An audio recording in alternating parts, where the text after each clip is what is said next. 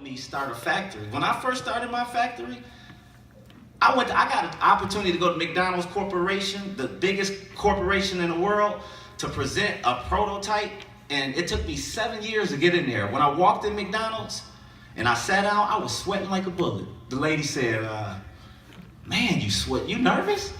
I was like, yeah, I actually am. It's my first sales call. She said, you got your own company, don't you? And actually, I didn't own anything then. I was just a person who worked with somebody trying to get into a company to build something. I didn't even have a company. And McDonald's Corporation gave me an opportunity to build a prototype. She said, you need to be your own business owner because McDonald's can give you a lot of money. And I was like, okay, wow. I didn't have no assets. Remember I told you about assets? I didn't have no credit score. I told you about credit scores. I came back, I had 5 weeks to build a prototype for McDonald's Corporation. Came back to Rockford, went to a bank. A EIN number because that's how they track your funds through, through the IRS. And then from there, if you don't know how to use WordPress, I have some background information. I use YouTube and kind of taught myself how to do some of that. But if you don't know how to do that, I would definitely recommend paying somebody to show you how to work the back end, because you still have other things that you'll have to fill in to make sure that your store is better. What do you need to know about your target audience? Their wants and needs, how they receive information, and what appeals to them, ma'am. What are the advantages of PR? It's free, credible, sets you up as an expert, wide-reaching, and helps you in advice, ma'am. Why is your brand identity important? It's your packaging. It's what people think about you and your product, ma'am. Make sure everything runs. So, some good characteristics of an event planner. I won't name them all, but you can see them. But basically, if you look at this list, you'll see that you have to be a good right brain person and a left brain person. You got to be creative, but also detailed. You got to be flexible, but also very organized. So as an event planner, people just don't know how hard it is to be an event planner. Who are the event planners in here? I know you're one, right? You got to figure out where they are. So you got to research. It may take some time. You may have to get on social media and not just post how you feel. You may have to get on social media and not just look through all your friends. Y'all get that when you get home. But you might have to actually use social media to network. You might have to use social media for what it was actually created for, was to make connections. So you got to go behind the scenes. You got to look up and see who's marketing for them, who's doing that, who's on their team. And listen, once you build those connections, make sure you nurture them. Don't just hit them up just because you want the song. Say, hey, how's your kids doing? You got to do small talk. You got to politic a little bit. That's part of breaking into it. So first, you got to make sure your music's good. You got to make sure it's quality. And then two, if you want to be known, some of you guys sing and you want to have the national platform, listen, people in your own city should be able to know who you are.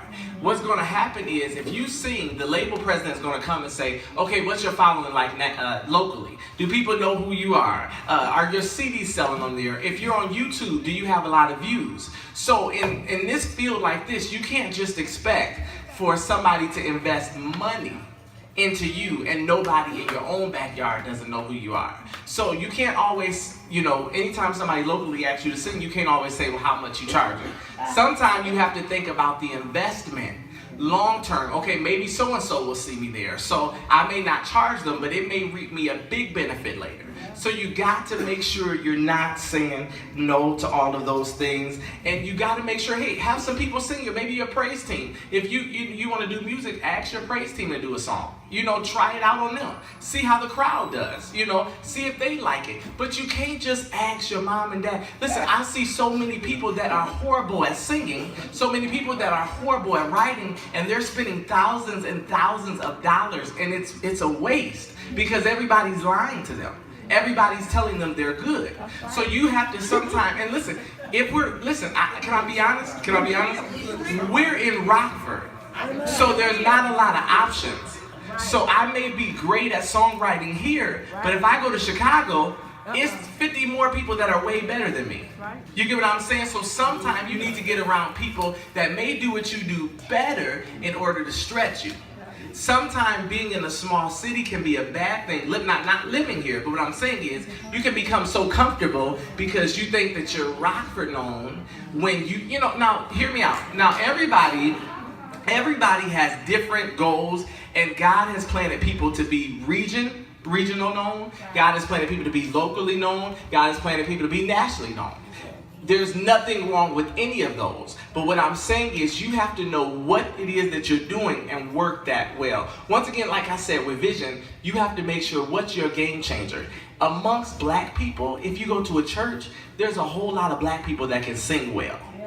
But what is different about you? Do you have a little bit of oil? Or, can you do a little bit of an ad-lib? A lot of people can run you, a lot of people can sing you under, but what sets you apart? Somebody that's going to proofread the book. Because by the time you get to the publishing process, they're not going to fix your comma splice, run-ons, fragment sentences. They're not going to do that unless you're paying for editing services, which could cost you a lot of money. And you want to make sure it's a clean manuscript before it ever gets to that. So sometimes it means that you have proofreading parties where you invite some girls over or some of your friends over, men, and you all take that manuscript and you all mark it up and fix some of the grammar. I read mine about 100 times, and guess what? I gave it to somebody else and they found stuff I didn't see. I'm like, how can I'm just up here to make you laugh. So, what you think about that? Hey, listen, you know what? How many in here are even interested in writing a book? Okay, awesome. Now, how many of you maybe have never thought about writing a book but have a story to tell? Everybody should have a story to tell. Everybody's got a testimony, right? Everybody's got something that can benefit somebody else. And so when I was actually preparing to write my book, I remember God woke me up in the middle of the night and it was literally just said, "The power of you are." Had no intention at all of writing a book. And I just remember writing it down. I got a little notebook that I keep by the side of my bed, and I was just like, "The power of you are." That's really strange. I have no idea why I wrote that down. So like 4 or 5 days later, I remember I was just driving in the car, working out of town, and I'm like, man, the power of you are. I just kept thinking, so this is very, very valuable what they're teaching today. So what we're going to talk about today is giving you the knowledge. What we'll talk about is what are banks looking for. We're going to really focus in on credit, what it is, how do you repair it, how do you build it, and then I'm also going to share with you guys some resources if you're a startup business. So has anybody heard of this before? A goal without a plan is just a wish. Right? We've all been there. And I think it's been mentioned many times here today that you have to ensure that you have a plan developed, that you're actually focused on that. And so what I want to share with you guys is what exactly would you want to include in your business plan? I heard there was a question about this earlier, so I actually just added this in here to give you guys as a resource. Today because I wanted information on starting possibly a radio station, talk radio, where we could have open topic discussions about things that are happening within the black community and what it means for us now with the new president in office, things that are not taking place, especially here in our community. Living in the state of Illinois, the governor is planning on passing a budget that's going to eliminate a lot of programs, and we as a people know that there's jobs out there that our children are not qualified to get. Just came out to SOAR Boot Camp, a lot of knowledge out here. People got great knowledge. I learned a lot about books, businesses.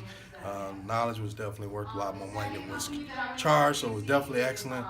You didn't come, you missed out. It was great. This is a wonderful experience. I have a lot of motivation, and I just thank you, Justin, for letting me be a part of it. Okay, so I got like so much information today. I got some ideas on how to start my book, how to write it, how to publish it. I also got information on how to start like my music, on how to get my music out there as far as good quality and good imaging. I got so much information, so it was all helpful when you got out of it was a lot. How to start your business, how to prepare first, put everything in writing, put everything in perspective, have your outline. Very important, very important. Something that I didn't know was that valuable.